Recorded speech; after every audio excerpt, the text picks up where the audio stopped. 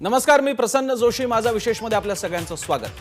केंद्र सरकारने बहुप्रतीक्षित अशा प्रकारे सोशल मीडिया आणि OTT प्लॅटफॉर्म्स, म्हणजे ज्याला आपण नेटफ्लिक्स आहे, झी5 आहे वगैरे वगैरे, ज्याला OTT प्लॅटफॉर्म्स म्हणतो, त्याच्यासाठी नियमनाची मार्गदर्शक तत्व सूचना जाहीर केलेल्या आहेत.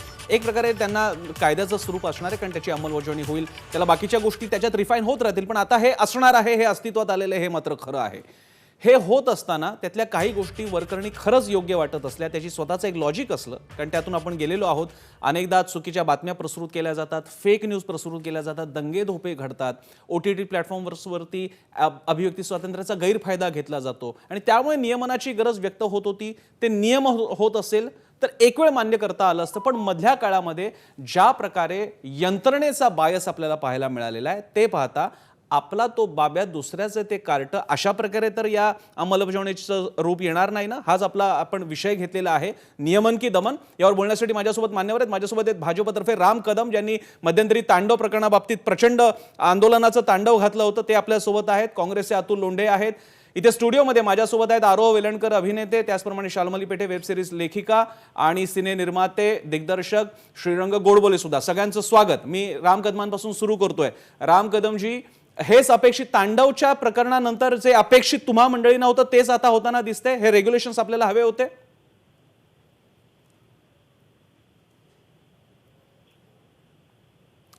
राम कदमजी यांच्याशी आपला संपर्क अजून प्रस्थापित होतो. मी हाच प्रश्न घेऊन अतुल लोंढेंकडे जातो. अतुलजी, हे नियमन येत असताना आपण याकडे कसं पाहता? ही नियमन येत असताना आपण कसं पाहता? असं आहे की याच्यामध्ये स्पष्टपणे दोन तीन गोष्टीचा बॅकग्राऊंड जो आहे तो लक्षात घेतला पाहिजे. पहिला असा आहे की काही सोशल ॲक्टिव्हिस्टचे ट्विटर अकाउंट रद्द करायला ट्विटरला रिक्वेस्ट करण्यात आली होती किंवा आदेश देण्यात आला होता सरकारतर्फे. ते होऊ शकलं नाही. आणि दुसरं, ज्या पद्धतीने ट्विटरनी ट्रम्प वगैरे प्रेसिडेंट असतानाच त्यांचं ट्विटर अकाउंट जे बंद केलेलं होतं, या सगळ्या गोष्टीचा आपल्या हातामध्ये सगळं घ्यायचं आणि मग आपल्या विरुद्ध काही करू शकले नाही पाहिजे, अशा पद्धतीची रचना जी आहे ती एक स्पष्टपणे दिसतं. म्हणजे वर्करनी खूप चांगलं दिसतं ना, पॅरेंटल कंट्रोल वगैरे दिसतात त्याच्यामध्ये, मग अंडर 13, अंडर 15, अडल्ट वगैरे जे केलेलं आहे ते वर्करनी खूप चांगलं वाटतं ते. पण याच्या मागचा जर हेतूचा आपण विचार केला, बिटवीन द लाईन्स रीड करण्याचा जर प्रयत्न केला, तर आपल्या लक्षात येतं की हा प्लॅटफॉर्म कसा बंद होईल आणि कूच्या माध्यमातून आपले कुकर्म कसे चालू ठेवता येईल, दमनशाहीचे, दडपशाहीचे, त्याचा हा स्पष्टपणे आपल्याला संकेत दिसतो. आपण बघितलं असेल की कपिल मिश्राच्या संदर्भामध्ये एक फार मोठा विवाद उभा झाला होता. आपण वॉल स्ट्रीट जर्नलनी फेसबुकला कसं यांनी दबाव टाकून कशा पद्धतीने अंकित दासनी काय काय केलं, आपण ते सगळं बघितलेलं होतं. आपण बघितलेलं नाही असं नाही, पण कपिल शर्मा जे म्हणतो त्याच्यामध्ये ह्यांना काही वादग्रस्त वाटत नाही किंवा ते स्वतःहून त्याच्यामध्ये डिलीट करण्याचा किंवा तो पेज हटवण्याचं काम करत नाही. गोली मारे सालोको या देशातले मंत्री म्हणतात, बरं, पब्लिक प्लॅटफॉर्मवर भाषण देताना गोली मारो म्हणतात. आणि आता जे इंटरव्ह्यू झाले कपिल मिश्राचे, त्यातनं स्पष्टपणे जेव्हा दाखवला व्हिडिओ, त्याच्यामध्ये चूक काही नाही आहे. अशा पद्धतीची मर्दुमकी गाजवण्याचं काम जे आहे ते करतात. आणि मर्दुमकी वाटते ती बेशरमपणा आहे, तो त्यांनी करण्याचं काम आपण बघितलेलं आहे. त्यामुळे याच्या माध्यमातून ट्विटरला इथे काय असेल ते असेल, पण कूकडे आपण लोकांना कसं नेता येईल आणि मग तिथे आपल्या पद्धतीने आपल्याला कसं वागता येईल, याचा हा स्पष्टपणे प्रयत्न दिसतो. मला असं वाटतं की हे अभिव्यक्ती स्वातंत्र्याच्या नावावर अभिव्यक्ती स्वातंत्र्याचं दमन करण्याचा स्पष्टपणे प्रयत्न आपल्याला दिसतोय. बरं, मी श्रीरंग गोडबोलेंकडे जातो. खास करून OTT प्लॅटफॉर्म सुद्धा, म्हणजे सोशल मीडियावरचे रिस्ट्रिक्शन्स हे नेहमी चर्चेत होते. OTT प्लॅटफॉर्म्सवरती गेल्या काही काळामध्ये फार जोरदार चर्चा झाली. तांडव असेल, मिर्झापूर असेल वगैरे. श्रीरंग गोडबोलेजी, आपण या विषयाकडे कसं पाहता? उदाहरणार्थ, ते जी गाईडलाईन्स आहेत, आपल्याला सगळ्यांना त्याच्या थ्रू जायचं आहे, कारण आता तरी पहिल्यांदा पहिले एक्सपर्ट्स आपल्यापर्यंत आलेले आहेत. उदाहरणार्थ, एका अशा बॉडीची कल्पना, एक मेकॅनिझम की जी सेल्फ सेन्सॉरशिप करेल OTT साठी, ज्यामध्ये रिटायर्ड जज किंवा समाजातले मान्यवर असतील. आता याकडे आपण कसं पाहता? सर्वप्रथम आपल्याकडे याच्याकडे दोन पक्ष आहेत. एक पक्ष असा आहे की काही क्रिएटिव्ह कम्युनिटी आहे, ज्याच्यामध्ये मी पण आहे, सर्जक लोक आहेत की जे हा कॉन्टेंट तयार करत असतात. आणि दुसरीकडे या कॉन्टेंटचा आपल्या समाजावरती काय परिणाम होईल याची चिंता करणारा दुसरा एक घटक आहे, जे अभिव्यक्ती स्वातंत्र्य असावं की नसावं याच्याबद्दल चर्चा करत असतात. तर मला असं वाटतं की सर्वप्रथम मी कलाकार म्हणून बोलतो. कलाकार म्हणून कुठल्याही प्रकारच्या कलाकृतीचं किंवा अभिव्यक्ती स्वातंत्र्याचं दमन होणं हे कुठल्याही कलाकाराला आवडत नाही, असं होतही कामा नये. बरोबर, त्याला संपूर्णपणे स्वातंत्र्य असलं पाहिजे. त्याला जे सांगायचं संपूर्णपणे स्वातंत्र्य असलं पाहिजे. आणि मग दुसऱ्या बाजूला जेव्हा जातो तेव्हा मी असं म्हणतो की स्वातंत्र्याचा गैरवापरही होता कामा नये. कलाकारांना एक काहीतरी स्वयंशिस्त असली पाहिजे. त्यांनी पण एक स्वतः विचार केला पाहिजे की आपण जे दाखवतो आहोत ते दाखवण्यामागचा उद्देश काय आहे हा त्यांनी विचार करायला पाहिजे. आता मी तुम्हाला थोडंसं एक वेगळ्या चष्म्यातनं सांगतो. बरं. आता मी स्वतः लेखक आहे, आणखी मी लिखाण करताना अनेकदा सेन्सॉर बोर्ड कशाला पाहिजे असंच म्हणत असेल. आता कर्मधर्म संयोगाने मी नाटकाच्या सेन्सॉर बोर्डाचा अध्यक्ष आहे. आता माझ्याकडे अनेक स्क्रिप्ट येत असतात. स्क्रिप्ट आल्यानंतर ती तपासायला जेव्हा येतात तेव्हा त्याच्यामध्ये सेन्सॉर बोर्डाचे जे सभासद असतात ते काही गोष्टी मार्क करून पाठवतात आणि ते म्हणतात की सर हा मजकूर बघा, तुम्हाला काय वाटतं या मजकुराबद्दल. अनेकदा असं लक्षात येतं की तो मजकूर लिहिण्यामागचा उद्देश हा कुठल्याही प्रकारे काय म्हणूया क्रिएटिव्ह पेक्षा सुद्धा इन्व्हेस्टिगेशन त्याच्यामध्ये असतं. कुठेतरी कॉन्ट्रोवर्सी क्रिएट करण्याकरता लिहिलेलं मटेरियल असतं स्पष्टपणे जाणवतं. तुम्ही म्हणाल की हे ठरवणारे तुम्ही कोण, तरी एक चौकट आता आपल्या सरकारने आखलेली आहे आणि त्या चौकटीमध्ये त्यांनी आम्हाला बसवलेलं आहे. ठीक आहे. तर या चौकटीमध्ये बसल्यानंतर आम्ही एका वेगळ्या चष्म्यात जेव्हा या काही गोष्टींचा विचार करतो तेव्हा मला असं लक्षात येतं की या दोन्ही प्रकारचे लोक असतात. ज्यांना अभिव्यक्ती स्वातंत्र्याचा चांगला उपयोग करायचा आहे, ज्यांना खरोखर कलात्मक दृष्टी याच्याकडे बघायचंय, ती माणसं उत्तम प्रकारे काम करत असतात. अशा लोकांना आता मी समजा त्या चौकटीत बसलो होती. बरं, गोडबोले सर, तुम्ही मुद्दा अतिशय चांगला मांडलाय, मुद्दा अतिशय योग्य मांडलेला आहे. फक्त त्याची रिस्ट्रिक्शन्स, ते रेग्युलेशन्स हे एका ऑटोनॉमस किंवा त्या फील्डमधल्या लोकांनी स्वतःवर बांधून घ्यायचे. उदाहरणार्थ मी माध्यमांबद्दल सांगतो. आमच्या बॉडीज आहेत, प्रिंटच्या पण आहेत आणि इलेक्ट्रॉनिक मीडियाच्या सुद्धा आहेत. एडिटर्स गिल्ड आहे, ब्रॉडकास्ट असोसिएशन्स आहेत, जे स्वतःसाठी रेग्युलेशन करतात आणि तक्रार करायची सोय एबीपी मध्ये खाली टिकरमध्ये चालू असतं, तक्रारी असेल तर आम्हाला मेल करा वगैरे वगैरे. मग अशी बॉडी ठेवायची का सरकारने ते नियंत्रण हळूहळू मागून आणणं अपेक्षित आहे? मी इकडे स्टुडिओमध्ये येतो, शाल्मलीकडे येतो. शाल्मली, जर का रेग्युलेशन्स मान्य सुद्धा करायची म्हटली तर ती केंद्राद्वारे यावीत का आपण आपली स्वतः दाखवावी तयार? आणि मुळामध्ये अशी खरंच आपण इतके आपण उथळ सगळे झालेलो आहोत ओटीटी प्लॅटफॉर्म, सोशल मीडिया, की अशा वेसण घालायची गरज आहे या प्राण्याला? मला असं वाटतं की जर सगळ्यांनी एकत्र येऊन फील्डमधल्याच जर काहीतरी बॉडी तयार केली तर उत्तम होईल. कारण इन दॅट केस जे काही आम्ही लिहितो किंवा आम्ही जे काही अभिप्राय करण्याचा प्रयत्न करतोय ते व्यवस्थित लोकांपर्यंत तरी सुद्धा पोहोचू शकेल. द थिंग इज की कुठल्याही प्रकारची जर सरकारी बॉडी त्याच्यामध्ये आली तर मग त्याच्यावरती येणारी रेग्युलेशन जी असतील ते किती बायस्ड असतील किंवा अनबायस्ड असतील त्याच्याबद्दल आपण सांगू शकत नाही. हेन्स पूर्ण कर. हेन्स मला असं वाटतं की इंडस्ट्रीतल्याच लोकांनी एकत्र येऊन काहीतरी करण्याची गरज आहे. आरोह, तू जो आत्ता मुद्दा म्हणालास प्रसन्न, की खरंच आपल्याला एवढी गरज आहे का, एक मुद्दा हा पण आहे की या सगळ्या गोष्टींचा विचार करताना सेन्सरशिपचा मला असं वाटतं की सेन्सरशिप पेक्षा I think regulation is the good word to use आत्ताच्या घडीला. आपण एक गोष्ट विसरतो की आजही आपल्या देशामध्ये अशी लोक आहेत गावाकडे किंवा सेमी अर्बन सेंटर्समध्ये राहणारे की जे मुलीची पाळी आल्यानंतर देवघरात तिला जाऊ देत नाहीत, शिक्षित फॅमिलीजमध्ये. अशा सगळा समाज आपल्या आजूबाजूला असताना ह्या एका ब्रॅकेटमधनं मला वाटतं या गोष्टींकडे बघण्याची आपल्याला गरज आहे. नंबर 1 जेव्हा तू म्हणतोस की खरंच आपल्याला याची गरज आहे का. नंबर 2, मला ह्या राजकीय चर्चेत पडायचं नाही. आज इकडे भाजपचे पण एक रिप्रेझेंटेटिव्ह आहेत आणि काँग्रेसचे पण रिप्रेझेंटेटिव्ह आहेत. तर अभिव्यक्ती स्वातंत्र्यावर घाला होतोय का वगैरे हा डिस्कशनचा मला वाटत नाही आत्ता मी त्याच्यावरती बोलावं. पण इकडे भाजपचे पण आत्ता मला दिसत आहेत, राम कदम सर आहेत. 1952 सिनेमॅटोग्राफ ऍक्ट वरती अरुण जेटली जी हयात असताना जी 1952ची ऍक्ट आहे सेन्सरशिपची, त्याच्यावरती जे आता आपले सेन्सरशिपच्या सगळ्या पॉलिसीज बेस्ड आहेत त्याच्यामध्ये अमेंडमेंट्स करायचं चाललं होतं. त्याचं काय झालं हे मला एकदा जाणून घ्यायला आवडेल, नंबर 1. आणि मग त्याच्यानंतर मला असं वाटतं की OTT वरती आपण रेग्युलेशन कसं करूया आणि काय करूया याच्यावरती आपण चर्चा करू शकतो. पण इकडे एकच मुद्दा की मी राम कदमांकडे जाईन, मी तुझ्याकडे येतोय की आरोह, OTT प्लॅटफॉर्मच्या बाबतीत कधी नव्हे ते थोडा मोकळा श्वास ही मंडळी घेत होते. ज्यांना नाटकाच्या पारंपरिक माध्यमामध्ये तो श्वास मिळत नव्हता, चित्रपटात हरवत चालू होता, प्रचंड सेन्सॉरशिप होतं. OTT मध्ये ते मोकळा श्वास घेत होतं. लैंगिकता सुद्धा सरळ सरळ ते दाखवत होते, त्यांच्यातले हिंसा पण दाखवत होते. आता कुठे त्याच्यात प्रयोग होऊन ते स्वतः इव्हॉल्व्ह होण्याचे प्रयत्न सुरू असताना त्याच्यावरती हे अशी बंधनं, नियमन म्हणू हवं तर, सोपा चांगला शब्द, बरोबर आहे? चूक बरोबर मला वाटतं हे मी ठरवणारा कोणीही नाहीये. पण रंगा सर म्हणाले तशी माझी पण आज एक कलाकार म्हणूनच मी बाजू इकडे मांडू शकतो.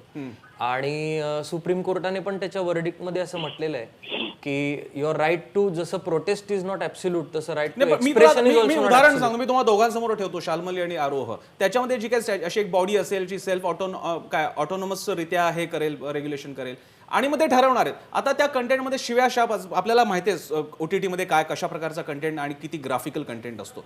मग तो ग्राफिकल कंटेंट काढला तर तो वास्तवदर्शी कसा असेल, जे वास्तव त्यांना पोर्ट्रे करायचं, मग काय करायचं शाल्मली?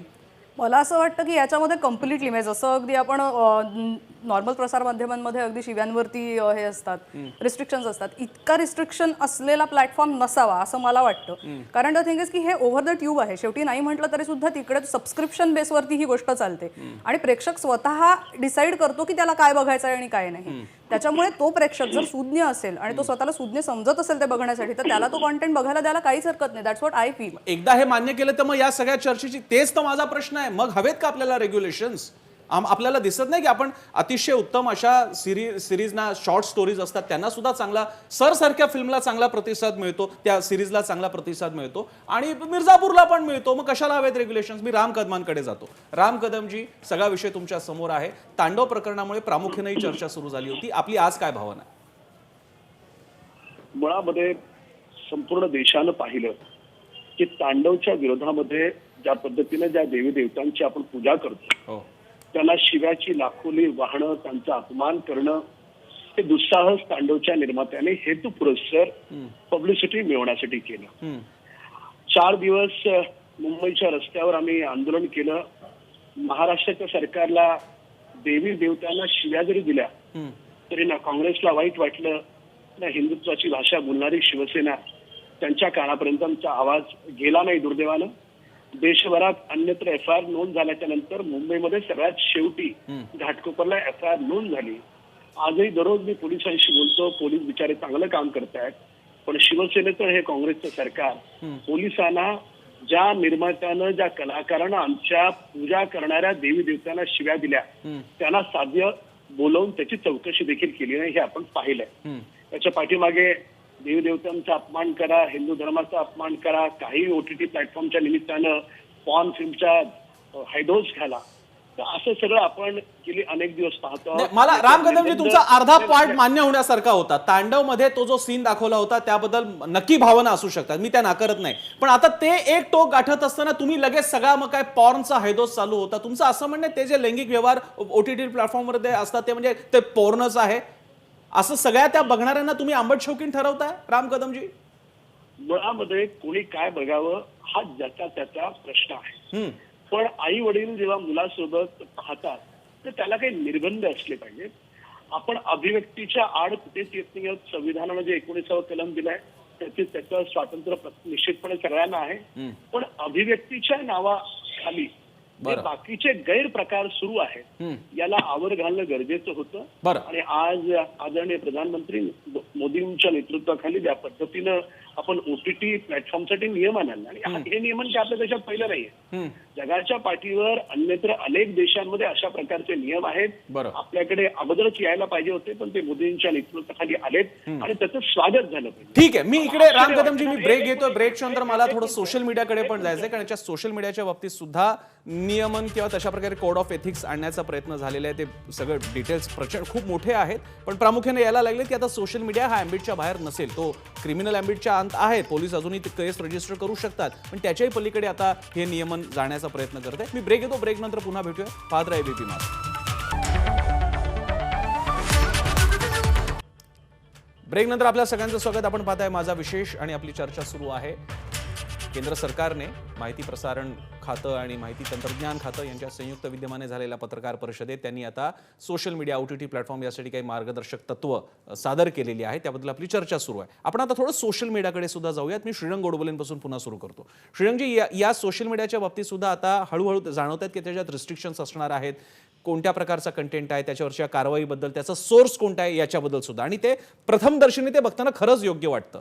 मी तुम्हाला मुद्दा हा सांगतो जो पत्रकार म्हणून बघताना जाणवतो. अनेकदा विशिष्ट पार्टी बायस असणाऱ्या ट्रोल्सवरती कारवाई होत नाही, पण अँटी असणाऱ्यांवरती प्रकर्षानं कारवाई होते. अशावेळी जेव्हा हे रेग्युलेशन्स येतात त्याकडे तुम्ही कसं बघाल? मला असं वाटतं की हे नियमन आणि राजकारण या दोन गोष्टींची फारकत व्हायला पाहिजे. नियमन आपण कुठल्या उद्देशाने करतो आहोत हा उद्देश अगदी स्पष्ट असला पाहिजे, आणि हे नियमन करणारी जी बॉडी आहे, जी कुठली चौकट असेल, त्या चौकटीत कोण असेल, ते नियमन कसं ठरवतील, त्याचा आणखी आता इथे रुलिंग पार्टी कोड याचा काही संबंध असता कामा नये. संपूर्णपणे कलात्मक चौकटीतच हे व्हायला पाहिजे असं माझं मत आहे. आता सोशल मीडियाच्या बाबतीत तिच्याकडे थोडंसं वेगळं बघायला लागेल आपल्याला. त्याचं कारण सोशल मीडियाचा डायरेक्ट इम्पॅक्ट अनेक लोकांच्या ऍक्शन्सवरती होत असतो. सोशल मीडियावरती अनेक गोष्टी फॅक्च्युअल म्हणून घेतल्या जातात. दुर्दैवाने आपल्याकडे उदाहरणार्थ व्हॉट्सअपवरती सांगितलेली गोष्ट खरीच आहे असं मानणारे जवळजवळ 80% लोक आहेत, तर त्याहून जास्ती असतील. त्या पर्टिक्युलर केसमध्ये व्हॉट्सअपवरती काय व्हायरल होत आहे, ते देशविघातक आहे का हे बघितलं पाहिजे. तुम्हाला माहिती आहे की there is a anti India WhatsApp factory in Pakistan, जे भारताविषयी हिंदू मुसलमान समाजात तेढ निर्माण करतात असे अनेक व्हिडिओज क्रिएट करतात, आपण अनेक बघितले असतील. बरं. आता या सगळ्या हे जी घाण त्याच्यातली जी आहे बरं. ती इथे येऊ नये याच्यासाठी एक फिल्टर असला पाहिजे. त्याच्याबद्दल माझ्या मनात कुठलाही डाऊट नाहीये. ठीक आहे. पण हा फिल्टर आपण ब्लॉक करू नये आपल्याच लोकांकरता, बरं. किंवा कलात्मक दृष्टीची गळचेपी होता कामा नये, हो. एवढं मात्र मी निश्चित सांगेन. मी अतुल लोंढेंकडे जातो, काँग्रेसकडे. अतुलजी, आपण मगाशी म्हणालात की अप्रत्यक्ष आणणारं नियंत्रण आहे, पण हे आपण नाकारू शकतो की गेल्या काही काळामध्ये ज्या घटना आपल्याला बघायला मिळाल्या, सोशल मीडियातून विविध प्रकारचा कंटेंट प्रसृत होतो, फेक न्यूज दाखवल्या जातात, दंगे धोपे घडतील अशा प्रकारे काहीतरी कंटेंट, ग्राफिकल कंटेंट दाखवला जातो, फोटो मॉर्फ केले जातात, याच्यावरती नियमन नको अतुलजी? बिलकुल असलंच पाहिजे प्रसन्न, पण हे कोण करतं हे पण त्याच्या मागे बघितलं पाहिजे ना आपण. हो. तुम्हाला सांगतो मी, मॅक्सिमम आतापर्यंत जे काही कंटेंट आलेलं आहे ते कंटेंट एकतर राहुलजींच्या विरुद्ध असेल, प्रियंकाजींच्या विरुद्ध असेल, सोनियाजींच्या विरुद्ध असेल किंवा काँग्रेसच्या विरुद्ध असेल. हे घाणेरडं कंटेंट जे आहे ते आपण अनेक वेळा पाहिलं. रेपच्या धमक्या, सोशल ॲक्टिव्हिस्ट असतील किंवा कोणी एखादा विषय उचलला तर रेपच्या धमक्या देणारे कोण आहे सर्वात जास्त? कपिल मिश्रासारखा व्यक्ती डायरेक्ट असं बोलत असताना त्याला थांबवण्याचा कधी प्रयत्न झाला का? किंवा गौरी लंकेशचा खून झाल्यानंतर आपण चर्चा केली आहे प्रसन्न. त्यानंतर दधीचं जे ट्विट येतं त्यांना स्वतः प्रधानमंत्री मोदी फॉलो करतात. या सगळ्या गोष्टी आपण पाहिल्या आहेत. मग त्यानंतर कूची निर्मिती होते. जेव्हा ट्विटरला तुम्ही सांगता की हे अकाउंट जे आहे तुम्ही डिलीट करा, ट्विटर सांगतं की आम्हाला याच्यामध्ये काही आक्षेपार्ह दिसलं नाही, आम्ही डिलीट करणार नाही. त्यानंतर कू येतं आणि मग त्यानंतर हे सगळे नियमन येतात. तर याच्यामध्ये एक गोष्ट लक्षात ठेवा तुम्ही की जसं ट्रम्पचं अकाउंट त्यांनी डिलीट केलं तसं आपल्या याच्यावर येऊ नये. त्यामुळे त्याला कम्प्लीट नलिफाय करायचं. तो जो न्यूट्रल प्लॅटफॉर्म आहे तो काही फेसबुक सारखा वाकला नाही. अंकित दासला जावं लागलं शेवटी. जे काही झालं आपण ते सगळं पाहिलं आहे. त्यामुळे रेग्युलेटर असलं पाहिजे प्रसन्न, असं मी म्हणत नाही. पण त्या मगाशी म्हणजे तुम्हाला म्हणायचं वॉचमन वरती वॉच कोण ठेवणार? की ते मग वॉचमन वरती वॉच कोण ठेवणार? इथे कुंपण असं बरोबर आहे ना, इथे कुंपणच शेत खायला लागलेलं आहे. ठीक आहे, ठीक आहे. मी राम कदमांकडे जातो. राम कदम, ह्या ज्या गोष्टी आहेत ओटीटीच्या बाबतीत आहे. हो, राम कदमजी, ओटीटीच्या बाबतीत एक अशी तरतूद आहे की एक सेल्फ रेग्युलेटरी बॉडी असावी आणि त्यामध्ये काही समाजातले मान्यवर असावेत, रिटायर्ड जज असावेत. पण आता रिटायर्ड जजच्या बाबतीत बोलत असताना मी थोडंसं ओपनली म्हणू शकतो की रिटायर्ड जज कशा प्रकारे थेट राज्यसभा मेंबर होतात हे आपण अगदी नजीकच्या काळात बघितलेलं आहे. समाजातले मान्यवर कोणते नेमायचे याबद्दल कसा दबाव आणला जाऊ शकतो हे सुद्धा आपल्याला माहित आहे. अशा वेळी ओटीटीचं स्वातंत्र्य अबाधित राहील? राम कदमजी, मुळामध्ये एका चांगल्या निर्णयाचं राजकारणाच्या ज्या सीमारेषा आहेत त्याच्या कक्षेच्या पलीकडे जाऊन त्याचं स्वागत सगळ्यांनी करणं अपेक्षित आहे. दुर्दैवाने ही अपेक्षा या महाराष्ट्राच्या सरकारकडून आणि काँग्रेसकडून करणं चुकीचं आहे असं जे काही प्रवक्ते बोलले त्यावरून जाणवतं. आजचा जो निर्णय आहे या निर्णयाचं संपूर्ण देश स्वागत करतोय. काँग्रेस थेट विरोध करू शकत नाही, पण गोल गोल गोल गोल बोलत असताना कुठेतरी त्यांचा विरोधाचा सूर आजही दिसतोय. बरं, देवी देवतांच्या शिव्या याचं काँग्रेस स्वागत करणार आहे का? ज्या पद्धतीचा हैदोस घातला गेला ओटीटीवर त्याचं काँग्रेस स्वागत करणार आहे का? तर त्याच्यामुळे आपण विरोध करतो आहोत तर कोणत्या गोष्टीचा विरोध करतो आहोत याचं आत्मचिंतन आणि भान काँग्रेस पक्षाला आणि काँग्रेसच्या नेत्यांना असणं आवश्यक आहे. हा एक भाग. बरं, आपण याच्यामध्ये जी अभिव्यक्ती आपण अभिव्यक्तीमधला जो हैदोसपणा आहे त्याला आपण कुठेतरी आवर घालतो. आणि आता तुम्ही उल्लेख केला की जजेस राज्यसभा होतात का? जजेसचे राज्यसभा खासदार का होऊ नये? त्यांचं योगदान नाहीये देशासाठी? जर एखादी विद्वान व्यक्ती ज्याला आयुष्यभर कायद्याचं ज्ञान आहे अशी जर व्यक्ती कायदे मंडळामध्ये एक सदस्य म्हणून बसत असेल तर त्याचं स्वागत झालं पाहिजे. त्याच्याकडे आपण एका वेगळ्या चष्म्यातून मी राम कदमजी, आपण मी थोडासा मध्ये येतोय कारण बाकीच्या दोन गेस्टकडे जायचंय. अन्यथा रिटायर्ड जज आणि त्यांचे बायस याच्याबद्दल आपण एक अर्धा तास वेगळं सविस्तर बोलू शकतो आणि मी उदाहरणं पण देऊ शकतो. मी स्टुडिओमध्ये येतो, मी आरू आणि यांच्याकडे येतोय. हा जो सारखा शब्द येतो ना हैदोस हैदोस, यापुढे याची तुमची तयारी आहे की तुम्हाला सास भाऊ सारखेच आता सिरियल्स ओटीटी वरती बघायला मिळतील? या दिशेने आपण जाऊ यानंतर?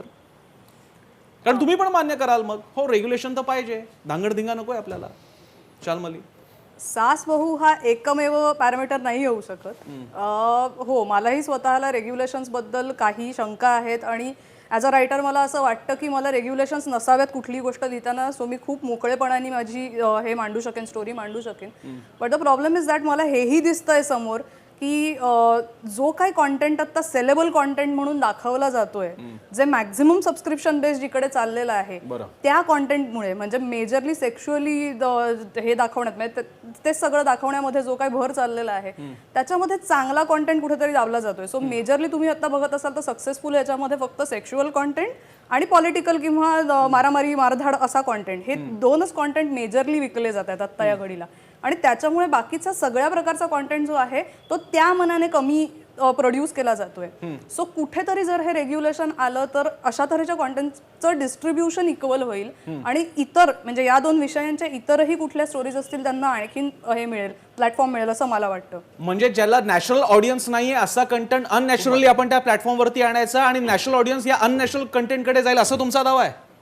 अननॅचरल ज्या तुम्ही काय म्हणालात की हे असले टिपिकल व्हायलन्स आणि सेक्स हे कंटेंट जास्त आहेत, रेग्युलेशन आल्यामुळे बाकीच्या कंटेंटला जास्त काय प्लॅटफॉर्म मिळेल, पण त्या कंटेंटला नॅशनल ऑडियन्स मिळत नाही ना. नॅशनल ऑडियन्स व्हायलन्स आणि सेक्सकडे जात असेल तर नाकारणारे तुम्ही आम्ही कोण? मी आरोग्याकडे हाच प्रश्न घेऊन जातोय. मग कशाला हवेत रेग्युलेशन्स? ते याकरता हवेत रेग्युलेशन. प्रसन्न, मला एवढंच म्हणायचं की हे सगळं जे काही चाललंय ना सगळं ठीक आहे, रेग्युलेशन सेन्सरशिप करा, काही म्हणणं नाहीये. पण आज मी एक कलाकार आहे, मला माझ्या जबाबदारीची जाणीव आहे. माझ्या अभिव्यक्तीमध्ये मी कुठली लिमिट क्रॉस नाही केली पाहिजे हे मला माहिती आहे. ह्या सगळ्या डिबेटमध्ये या रेग्युलेशनमध्ये माझ्यासारख्या जेन्युइन कलाकाराची, जेन्युइन फिल्म मेकर्सची, जेन्युइन रायटर्सची जेन्युइनली गळचेपी होऊ नये एवढीच माझी एक पर्सनल इच्छा आहे. बाकी रेग्युलेशन हवं का नको, ते कसं करायचं, काय करायचं, आय थिंक फॉर मी त्याच्यासाठी वेगळी एक जी काही यंत्रणा असेल ती सक्षम आहे विचार करण्याची. आणि आत्ता हा जो निर्णय झालेला आहे मला असं वाटतं की आत्ताच झालेला आहे, आत्ता जस्ट झालाय. आपण त्याला वेळ द्यायला हवा, त्याला वेळ द्यायला हवा आणि त्याच्यावरती डिबेट व्हायला पाहिजे. आणि त्या डिबेट नंतर जेन्युइनली मी त्यासाठीच या डिबेटचा हा आपण घाट घातला आणि त्याला सगळ्यांनी आपण वेळ दिलात. ही चर्चा यासाठी गरजेची आहे, जसं राम कदम म्हणतात त्याच्यामध्ये सुद्धा काही मुद्दे आहेत.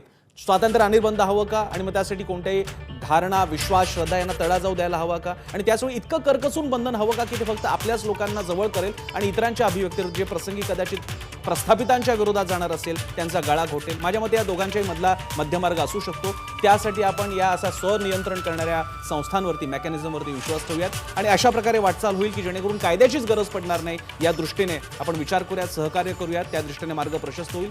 तुर्तास या चर्चेला ज्यांनी वेळ दिला आपल्या सगळ्यांचे आभार. आणि कार्यक्रम बघण्यासाठी आपण प्रेक्षकांनी वेळ दिला आपले सुद्धा आभार. इथेच थांबूयात. पाहत राहा एबीपी माझा.